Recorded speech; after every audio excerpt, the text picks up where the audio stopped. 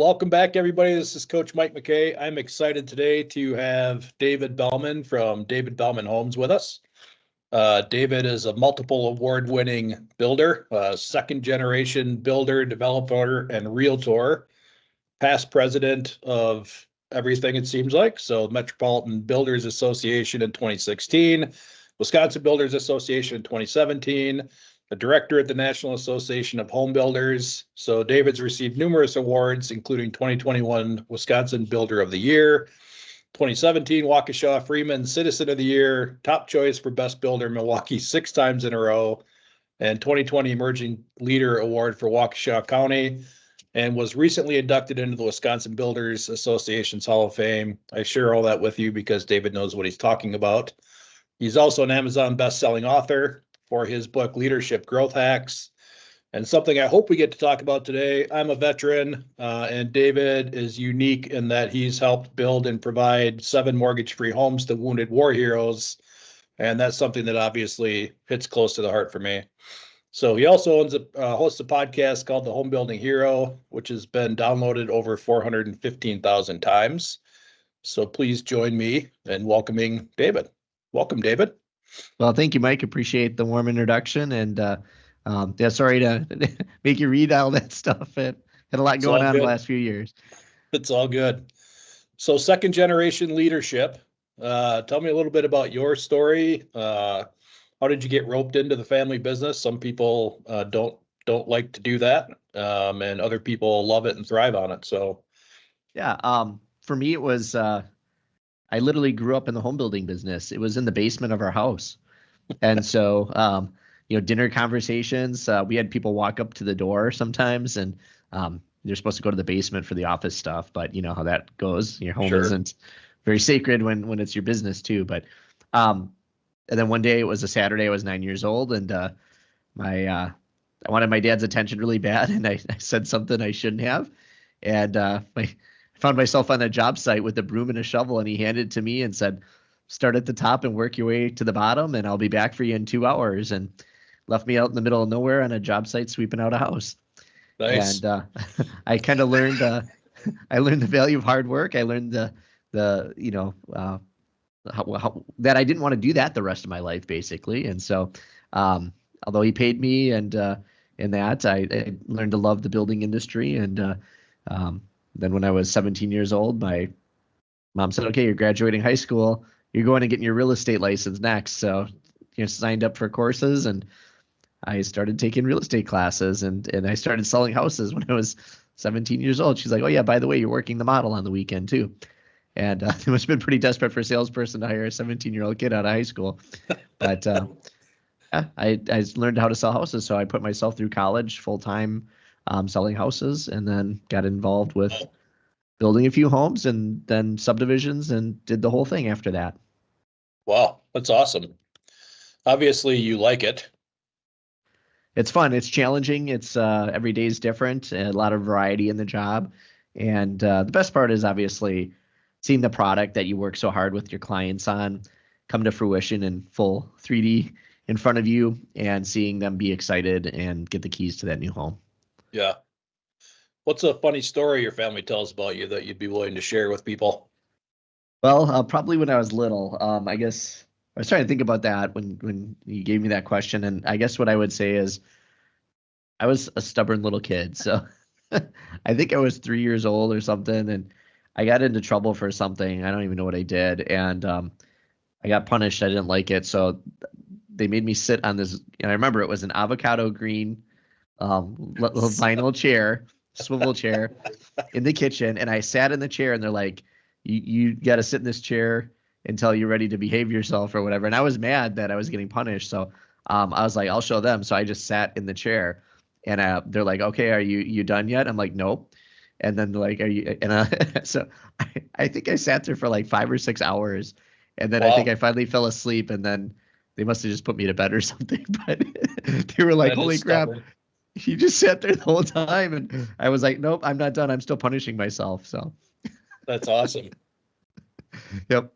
So tell us about how you came about as a second generation. So how old were you when you decided you could do this? What caused you to take over leadership?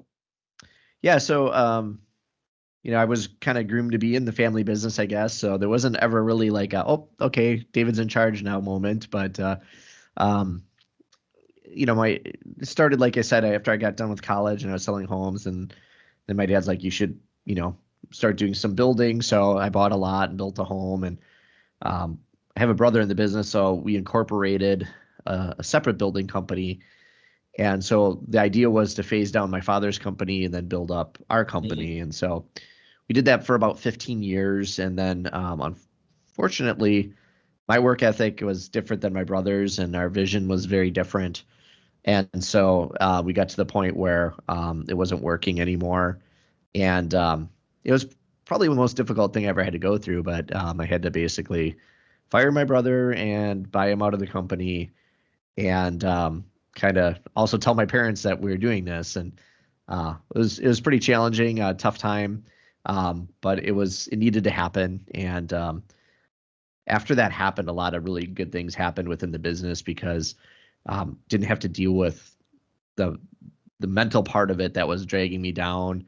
And it felt like a cloud lifted and all these great things happened. And kind of after that's when all these other things that we kind of mentioned, like Operation Flying Home and all the awards and all the things I've done in the industry, all that started to really kind of blossom. I mean, partnerships are hard. Just being 6 months out of one myself, and family partnerships are uniquely hard. Yes. Yeah. Uh, I've changed the business a lot in that although started as a family business, I'm the only one there, only Belman there now. So it runs like a yeah, company now. And it's good because it's like I like going to work. I want to go to work. I enjoy the people I work with. And I don't have to deal with the drama. I don't want the drama in my office. We want to get stuff yeah, done. We want to take care of our customers, um, create the ultimate building experience one customer at a time. And that's what we do. that's awesome. Can you say more about the Wounded Heroes project? Like, how Sure. did you get involved? And Yeah, so that's a good question. Kind of around that time when I was going through all of that with the family business, I was invited to a, industry event. It was at the International Builder Show. It was in Las Vegas, and one of my vendors was like, "Hey, I want to take you to this concert," and I was like, "Okay, I'll go." And they were doing a benefit for this organization called Operation Finally Home. And at first, I thought, "Oh, this is kind of like." They're gonna bombard me like I'm a builder here, like I got put here for a reason, and I'm gonna sure. get harassed to donate or something, right? But they told this story about a veteran who they showed a video of him, and he was gonna serve his entire life. He's like, this is all I want to do. Want to be in the Marines. And then he told the story of how he was serving, and he was in a vehicle, and an IED blasted and blew up the vehicle, crushed his legs in it, and they were trapped inside the wreckage. And the vehicle was also starting on fire, and there was all sorts of ammunition in it, and the whole thing was going to blow up. Oh, So he knew he had to do jeez. something. So he yanked his mangled legs from underneath the wreckage, and he used his mangled legs to put the fire out. And he had just enough energy to crawl out of the vehicle before he blacked out. And he saved his whole battalion by doing that, but unfortunately, he had to have his legs amputated.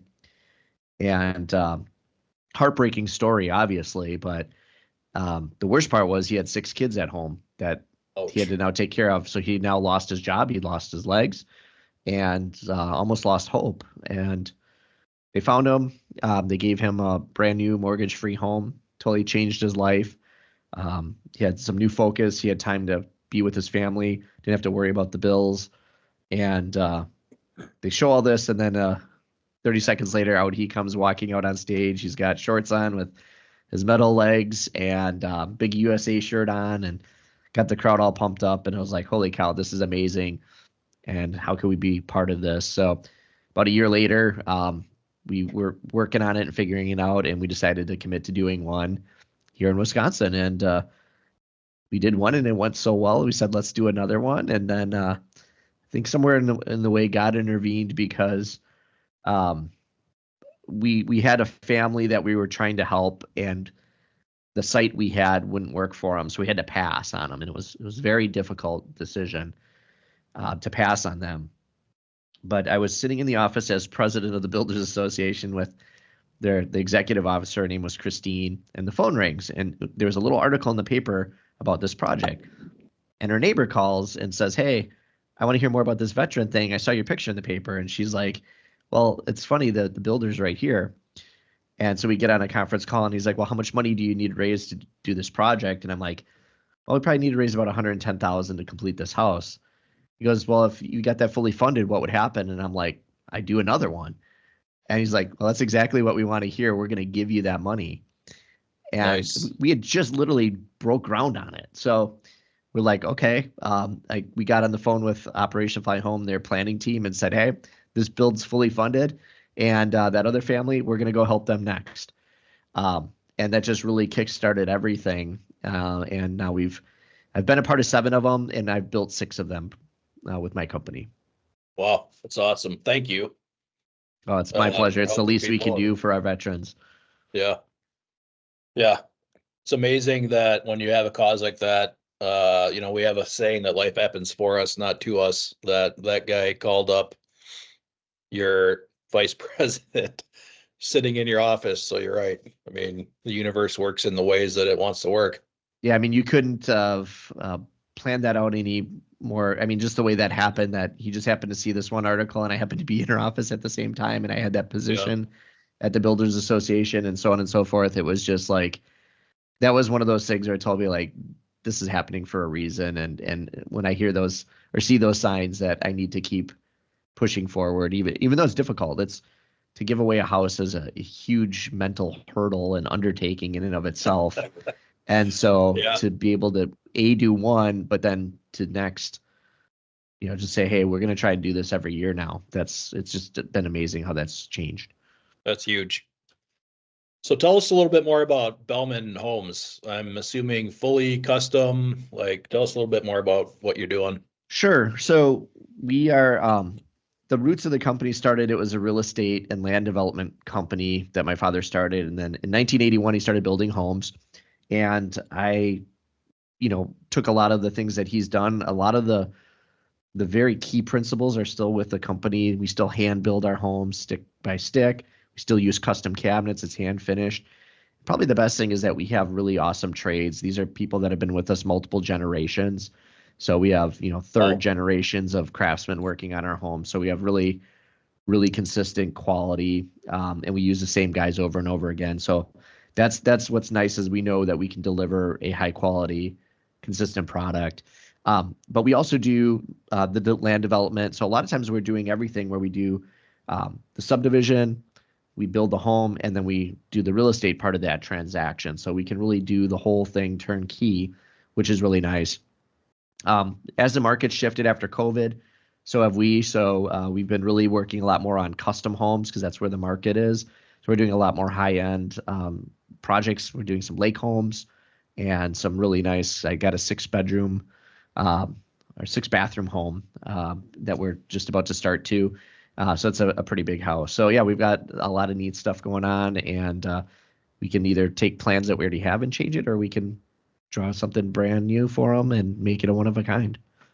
still turnkey, or are people bringing lots to you now? Yeah, we do both. I mean, it used to be about half and half of my business. So half was like kind of a turnkey spec house, and the other half was custom. It's or semi-custom. It's probably a little bit more like 70% semi-custom right now, just because the projects I have a lot of condo properties right now. So if Okay. people want a traditional single-family home, we almost have to do it on a lot that they have.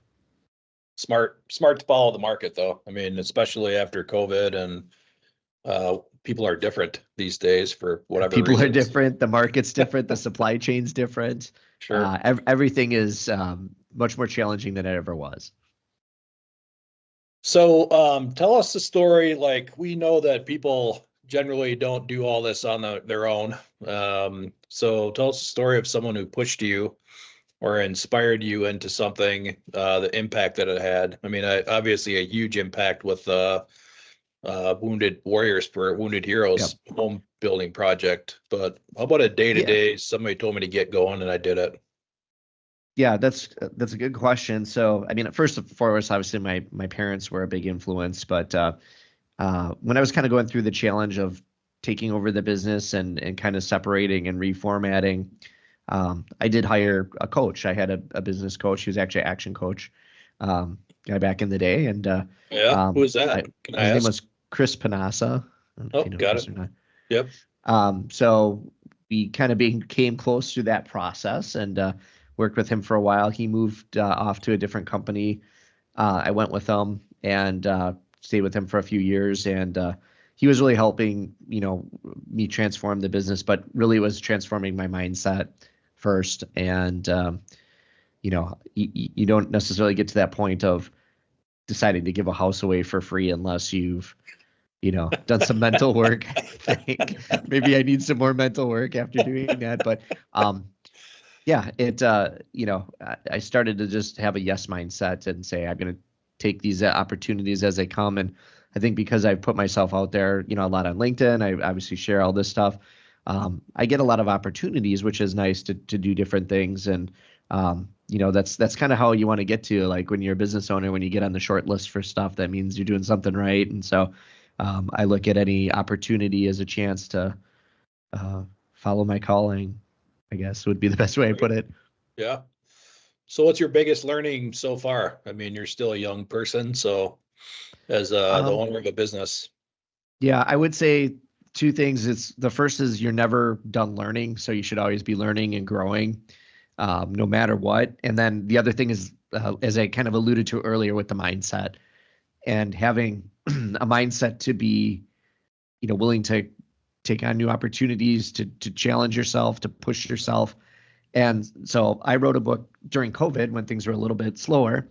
I'm always doing something. So that was like, oh, I've got this time. I've always Sure. wanted to write a book. So I wrote my leadership growth hacks, and it does talk a lot about the mindset piece and working on yourself just as much as you do anything else. Because if your mindset's right and your frame of mind's correct, you get a lot of things done. So I published that book, and that's been really great, especially for younger people. I've mentored some younger folks and given them that book, and it's been helpful to them to kind of do some of the things that I didn't learn in school or learn anywhere else. So, Sure. So what's your biggest challenge that you've overcome? What's that been, and who's helped you get through that? yeah, well, I think it was taking over the business and going through that, because that was very difficult on me personally. I you go through a process like that where you're separating, especially from the family element of the business, and everybody has their opinions. And the one thing that I didn't want, there's some people that are saying bad things about me, and I didn't like that. It goes back to that stubborn little kid sitting in the chair. Yeah.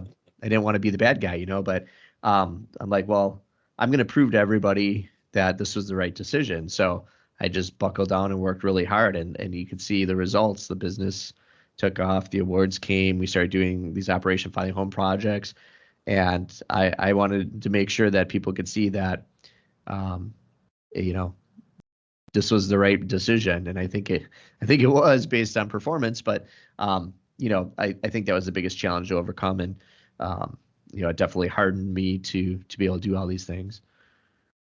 Well, owning a business is not gentle work. I mean, I've had to coach a guy through cutting his brother out, and it was brutal. And yet the same outcome for them, the guy's clear and growing, and his goals are going to be accomplished now. But I'm no way to shortchange how much work you had to go through, especially with a family member. So it's Yeah, and amazing that you got through that. I'm sure I wasn't perfect through the process, but I tried to really take the emotion out of it and focus on this is what needs to be done.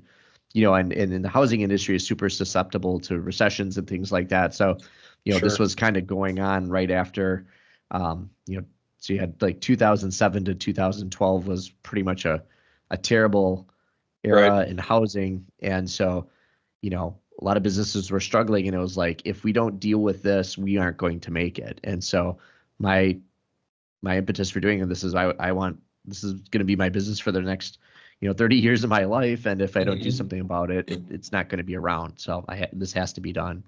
Yeah. All right, on an upbeat note, what's the next big thing for you and your business over the next 1 to 3 years or so? Your biggest growth opportunity? Sure.